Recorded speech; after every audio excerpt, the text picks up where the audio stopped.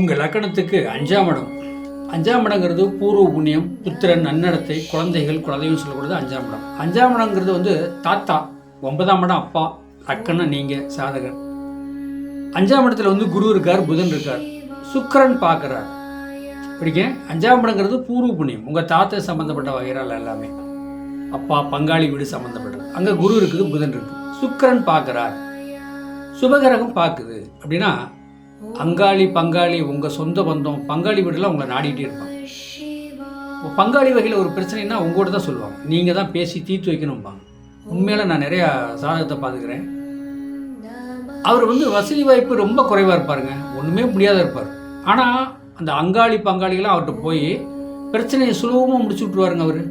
இதாங்க சாதகம்.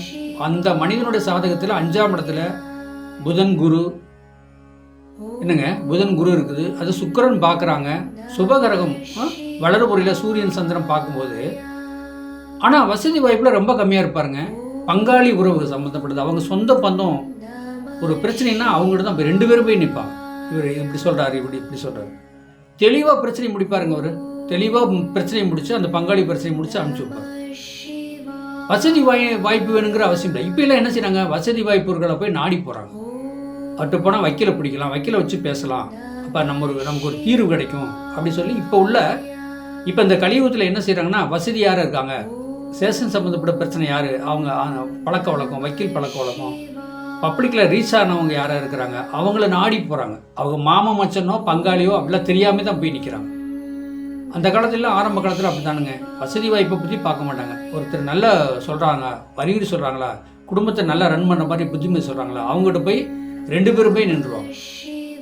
சாதகத்தில் பாருங்கள், 5ஆம் இடத்துல வந்து என்ன சொல்லுதுங்க, குரு புதன் சுக்கிரன் இருக்கலாம்.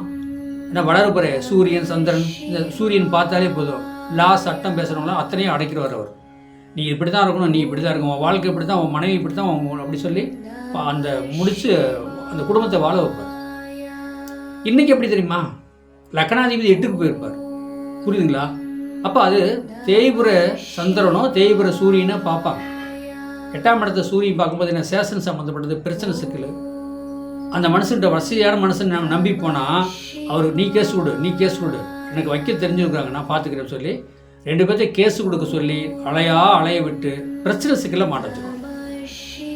இதெல்லாம் நான் நிறைய சாதத்தை பார்த்துக்கிறேன். அதுதான் ஒரு லக்கணத்துக்கு 5ஆம் இடத்துல குரு புதன் சுக்கிரன் இருந்தாலோ, சுபகிரகம் இருந்து சுபகிரகம் அந்த 5ஆம் இடத்தை பார்த்தாலோ, நியாயம் கரெக்டாக தீர்ப்பார், நியாயத்தை கரெக்டாக நியாயம் பேசுவார், நியாயமாக நடந்துக்குவார், நியாயமாக ரன் பண்ண தெரியும், எல்லாரும் மதிப்பாங்க. பணக்காரன் ஏழை கணக்கு இல்லாமல் அவரை மதிப்பாங்க. ஆனால் அங்கிட்டு போய் வேறு மாதிரி பேசிட்டு போவோம், ஒன்றுமே இல்லாத, சம்பாதிக்க தெரியாத ஆள், விவரம் இல்லாத ஆள், ஒன்றும் புரியாத ஆள் அப்படி சொல்லிட்டு போவோம். ஆனால் அவர் நினைப்பார், இந்த பிரபஞ்சம் பஞ்சபோதத்துக்கு தெரியும் நான் எப்படி நடந்துக்கிறேன், நியாயம் நேர்வேன்னு, எனக்கு இந்த பிரபஞ்சம் நல்லதே பண்ணணும்னு நினைப்பார். ஆனால் ஏதோ ஒரு வகையில் அவருக்கு நல்லது நடக்கும், நார்மலாக போயிட்டே இருக்கும் அவர் லைஃப். பணக்காரனாக இருப்பார், பெரிய பல கோடிக்கு சொந்தக்காரன், என்னென்னமோ பண்ணுவார். திடீர்னு பார்த்தீங்கன்னா ஹாஸ்பிட்டலில் போய் படுக்க வச்சுருப்பாங்க, அங்கே வந்து 1.5 கோடி 5 கோடி 4 கோடி செலவாச்சு, பாட்டாக பிரித்து வேலை செஞ்சுருக்கிறோம் அப்படி சொல்லுவாங்க. இதாங்க நியாயமானவங்களுக்கு, நியாயம் இல்லாதவங்களுக்கு. சாதகத்தில் பார்த்தீங்கன்னா தெரியும் நியாயம் நேர்மை எப்படி என்ன இருக்குது அப்படின்ட்டு. அப்போ பங்காளி வீடு எப்படி நட்பு, எதிராளி எப்படி நட்பு அப்படி சொல்லி ஒரு சாதகத்தை பார்த்தாலே கண்டுபிடிச்சி சொல்லலாம்.